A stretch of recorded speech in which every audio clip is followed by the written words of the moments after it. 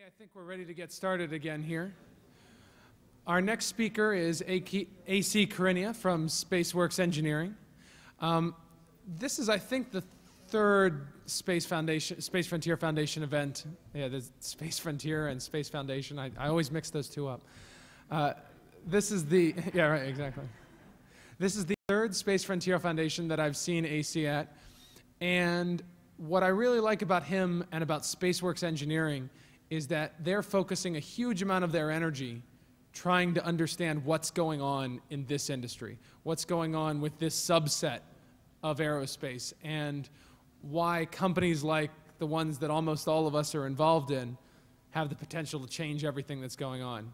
So I guess what I really want to focus on is that these guys really understand where we're going, or at least they're trying to understand, and we need to be working with them. AC.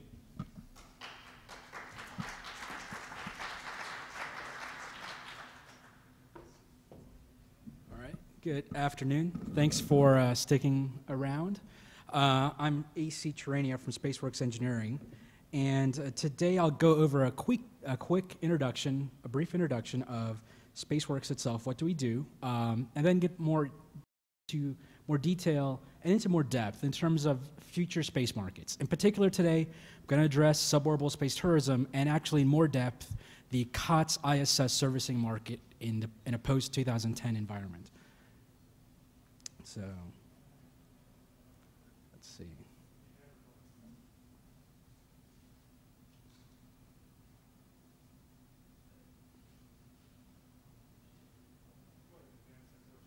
Yeah, can you next one? Is that working? But yeah, just an introduction to our modeling efforts and some quick results. So if I could go to the next slide as well. But we're based in Atlanta, where a small firm started in 2000 by John, a former professor at Georgia Tech. Our core competencies are advanced concept design and analysis, financial engineering, and technology prioritization. You know, we're a relatively young firm, but I think we're very experienced. We're interested in this market, interested in understanding it, and have a good technical depth that I think we're trying to apply in a quantitative manner to determine what is happening. Who can be the winners? Who can be the losers? What can NASA do to inspire more commercial development? These are our practice areas. A heavy focus at our firm on core aerospace engineering, technical competencies, design, analysis, engineering, services. Also, technology prioritization. If you have a technology, what is the impact of that technology? And I lead a separate economic engineering group that deals with financial engineering, future market assessments, et cetera. So if you have a concept that you've scratched on the back of a piece of paper, we can generate more detail on that concept, fly that in the atmosphere, fly that thing in space, look at the weights assessment, et cetera, and then look at the cost, operations, economics assessment of that particular concept, from vision to concept, of whatever idea people have in the aerospace engineering community. These are sample performance analyses in terms of things that we do, thermal analyses, trajectory analyses, traditional performance disciplines in aerospace engineering.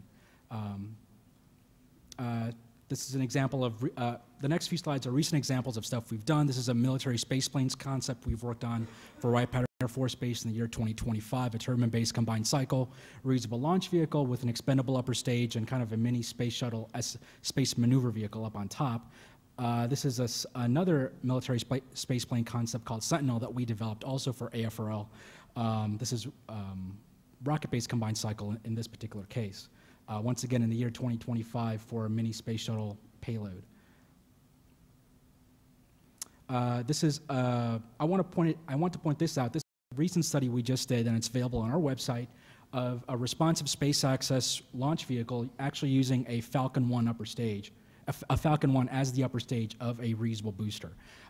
So if you go to our website, www.scI.aero, you can find a white study paper that we've just done on this particular concept for the entire community and it's been officially approved by the Air Force, so we can release it to the public. And so we're kind of happy that we've been able to release these various conceptual designs that we have been doing for various customers.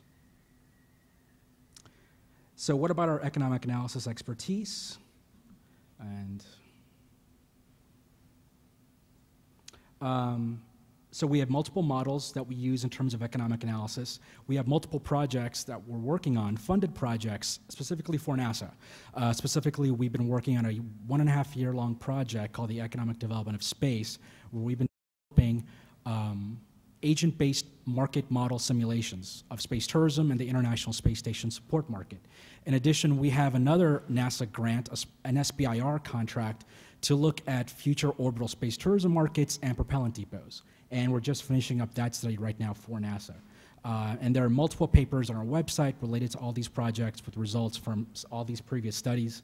And this is a potpourri slide that gives an example of the different economic analyses we performed that we're capable of performing in terms of economic modeling, reusable launch vehicle, price assessments. We've costed out NASA's exploration architecture. We've designed it ourselves in-house and costed it out as well. So these are all the various studies that we do at our firm. Some other things we do are looking at what can you actually get, not only in terms of profit, but in terms of the experience. We're interested in what is the experience of these potential space consumers and how we can integrate that into vehicle-level modeling. So in this particular case, we looked at various things you would like to see on the Earth, a particular orbit that you're in, a 50-degree inclination at 180 kilometers, and what you would actually see and how many times you would see it over a certain number of orbits. In this case, launching from Hokkaido or Woomera, what do you see at a particular part of the day, and how many times do you actually see that particular interesting object on the surface of the planet? And this has particular implications for vehicle designers, because what orbits do you want to launch from? How do you design your vehicle? What inclination do you want to launch from? These are various issues that have a direct effect on the performance aspects of your vehicle, but that are dependent on what the consumer is preferring to watch or to experience in this particular product they're buying. Now I'll get a little bit into this economic model that we've been developing over the last 1.5 years. We call it NESC, the Nodal Economic Space Commerce Model. It's using agent-based modeling. And you're asking me, what is agent-based modeling? Well, imagine that instead of modeling something in a spreadsheet, I'm modeling something in a dynamic simulation environment, kind of like artificial intelligence in some sense. So I'm trying to model the demand in this room. So instead of just having one curve that models that demand, I'm modeling each of you in the room. I'm modeling each of your desires, your behaviors, and trying to imagine how I can satisfy those desires with my particular product line. It's been used in multiple industries, and we're applying it here in the aerospace industry for several of these new emerging markets. We're using an open source software platform called Repast to develop this agent-based model. And in essence, what we're actually doing is modeling space capitalism at a much higher level, at a much better fidelity. And that's, I think, what we're trying to do at SpaceWorks to determine what is happening in the marketplace and play various simulation games. So who uses agent-based modeling? Well, this is just a sample of different companies and organizations that I've used in the past to model both supply and the interaction of that supply with demand. So we look at various government agencies, various consulting companies, et cetera, looking at the impact of price changes, reliability effects, and a dynamic interplay between consumers. This is a notional representation of how this kind of all works. You have a company that has a certain number of competitors, and it's trying to engage the marketplace. And at the same time that it's charging a price to a consumer for a product, its competitors can see that price. And they may also react with a different market price for their own product. There's also price differentiation. The product you offer might be slightly different than a product another company might be offering. The suborbital space tourism product line that you're offering might have slight differences in terms of can I get out of my seat? What is the view? Where do I launch from? What is the actual experience like? All the other things that surround that core product beyond just going into space. And those are the type of things that we're modeling using whatever the best available data in the marketplace.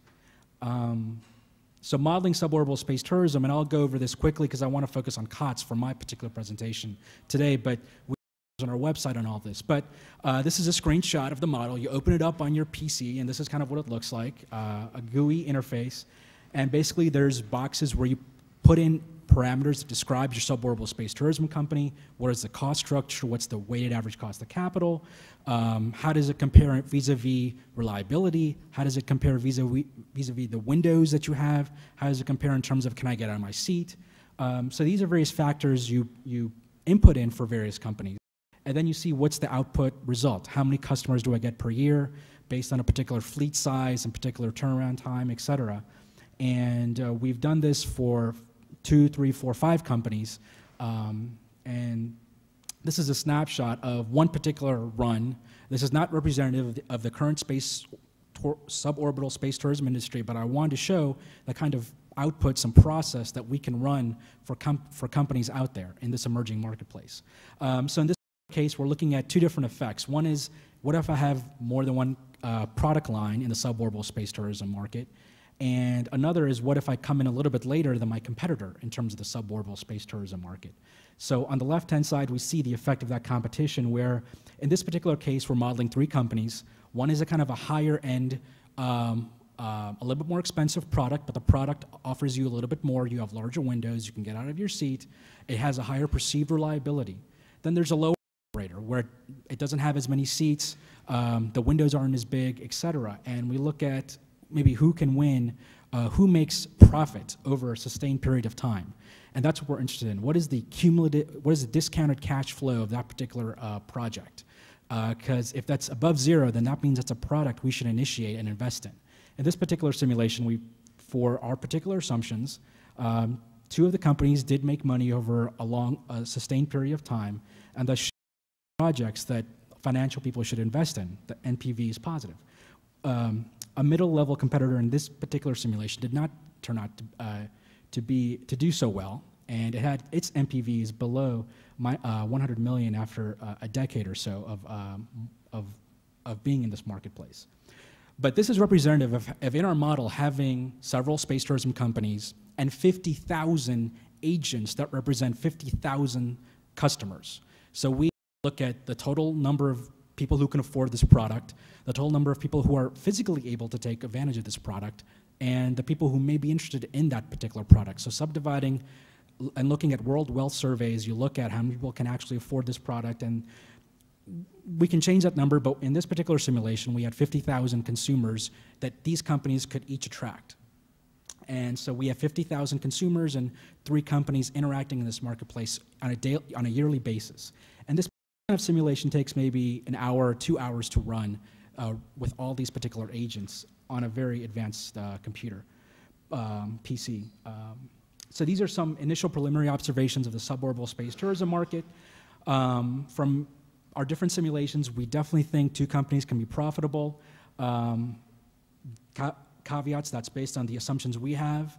We don't have any proprietary data on any of the companies. This is all based on our assumptions, public data, et cetera, in our modeling effort. I think we have definitely shown in our modeling effort, and it's in our papers, that we think the initial price points definitely are higher than $200,000 and could be at that level for a sustained period of 50, 100 potential consumers. And the initial $200,000 price point is probably too low for those initial set of pioneers. In our model, we model both pioneers, those people who want to be first and have this experience, and they will pay a little bit more, and you should take advantage of that potential desire on their part. First company to enter obviously has a large advantage in potential revenue generation. Reliability is also important. There's a big question, and we try to model this in our process of failures. What happens when things fail? Do consumers come back? And we can play what-if games with that as well. But I just wanted to show this is a type of thing we can do, type of service, type of process we can do for you folks out there looking at these marketplaces, the vehicle developers. We integrate both the market model that people like Futron and other people have done in the past with actual simulations to look at the bottom line effect on your net present value. I think that's the power of our process. Okay, I'm going to finish up with COTS. So we know NASA's interested in commercial companies supporting the International Space Station with crew and cargo services and a post-shuttle environment. So what we have used our modeling effort is we have used it is to develop a model that will look at what the interplay of a NASA or space station consumer that is looking for services to supply it. And it's looking at various companies. So this is a representation of the various scenarios we've played in our modeling effort, looking at multiple commercial companies, looking at the inclusion of the CEV, looking at the inclusion of various international partners, ESA, JAXA, looking at the interaction of if we turn the Russians on commercial basis and they're commercially competing with our domestic companies and COTS, what happens? So we've been running these various simulations, and I'm just going to show one particular example of that simulation. But I think this is very powerful because we have demand data on the space station that we've gotten from NASA and integrated into our modeling effort and looked at the various companies that are out there that are looking to put these products and services out there for an international space station consumer and try to determine what is the bottom line effect on the net present value. And so this is a snapshot of one particular simulation. So what am I showing here? Okay, I'm showing here 3 scenarios. One scenario is we have in a post-2010 environment, in this case from 2010 to 16, I have 7 companies providing services to the International Space Station. No shuttle. I do have a CEV at 1 or 2 flights a year in this model. So I'm looking at that one scenario of 7 companies. Then I take the 7 company database and just take the top 4 and run them, and then I just take the top 3 and run them and see what happens. And so what you can see is, once again, I'm looking at net present value, a financial indicator of whether I should invest in this project. If it's above 0, that's a good thing. So in this particular case, if I have all 7 companies active in the marketplace providing services, there's not enough flights for them to actually become profitable. But however, at 3 or 4 companies, those 3 or 4 companies in a marketplace with a smaller number of competitors, their net present values are positive. And I think we see this repeatedly in various scenarios we play, that yes, companies can have a positive net present value by supporting the International Space Station, and we're trying to quantify it. So something like this is not only meant for you, but I think and we've given this to people at NASA to say, yes, this is a legitimate marketplace. You can enable this market, and people can make money, and this is the quantitative proof of that happening. Yes, we have certain assumptions, and some of our assumptions may be incorrect, but these are the best we have, and we're more than open to getting better ideas on how to run our models and better assumptions. This assumes in 2010 I have a space station that has gotten 16 more shuttle flights to get it up to a certain certain end state. So this is not the current demand for the space station. This is a much larger space station with much more logistical needs at that particular point. And this is actually a probabilistic. So we ran, in this particular case, there could be failures of particular companies, et cetera.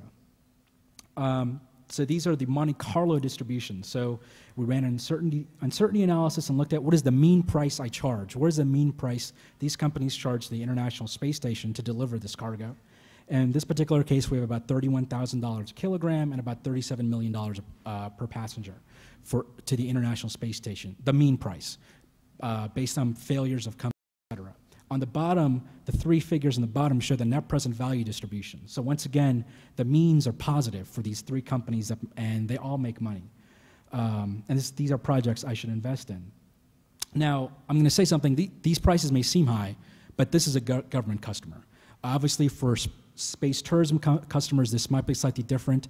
The government has a different demand curve than commercial space tourists, and potentially I can charge a little bit more to my government or to a non-commercial public space flight participant. And that's also delivery price at the end state at the end of the line to the International Space Station.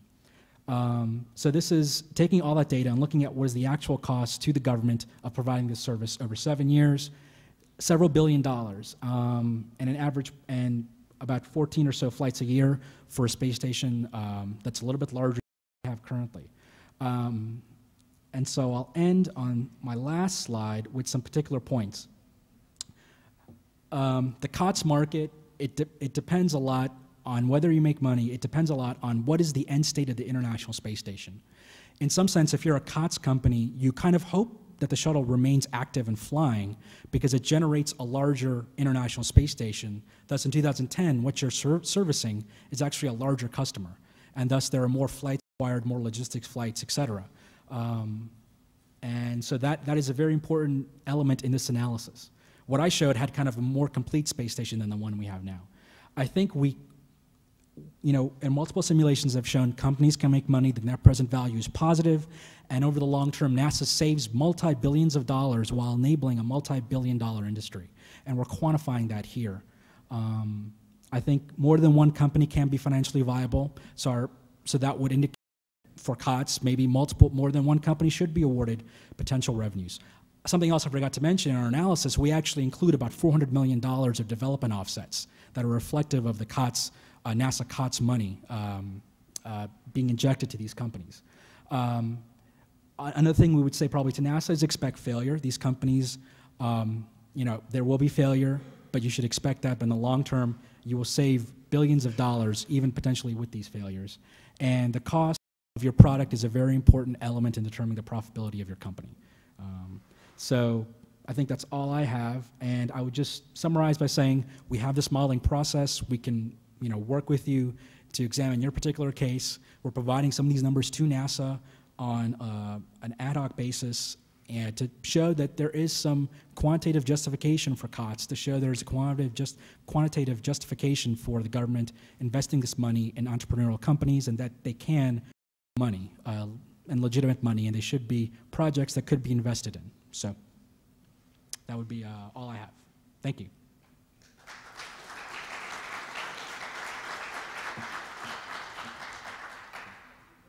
Okay, I'll take a few questions. Right there.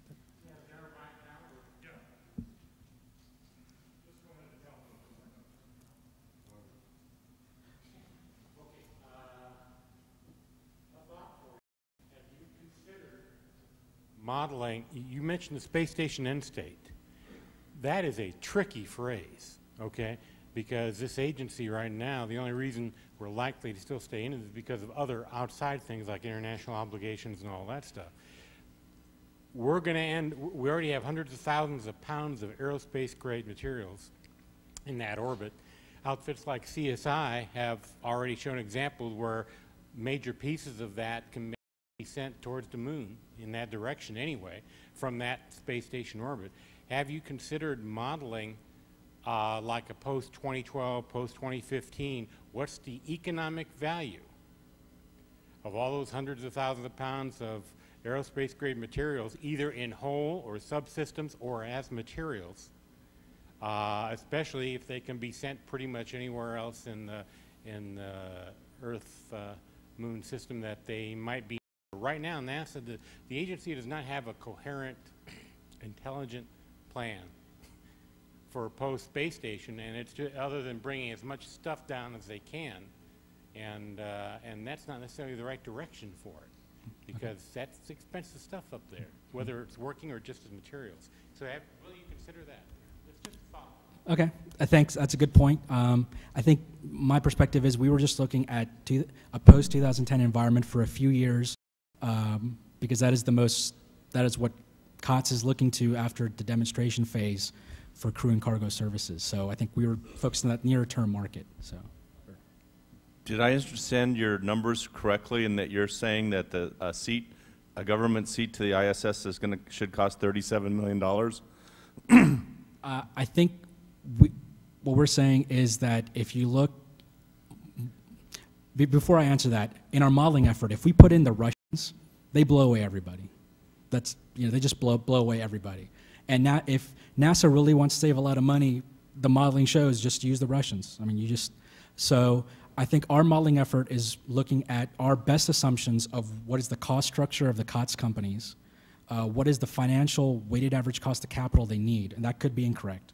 And then running that model in simulation, and that is what we're getting numbers in that range above Soyuz for companies to make money to a government customer. But the thing is, if the United States will be using United States assets to send crew to service the International Space Station, that they may have to pay a little bit more for using that domestic service, and we do that right now. Yeah, that's the price. Oh yes. Yeah, and I think our weighted average cost of capitals were 20 and 25% that were required for these projects. So, okay, sorry. Let's go. I'm getting this.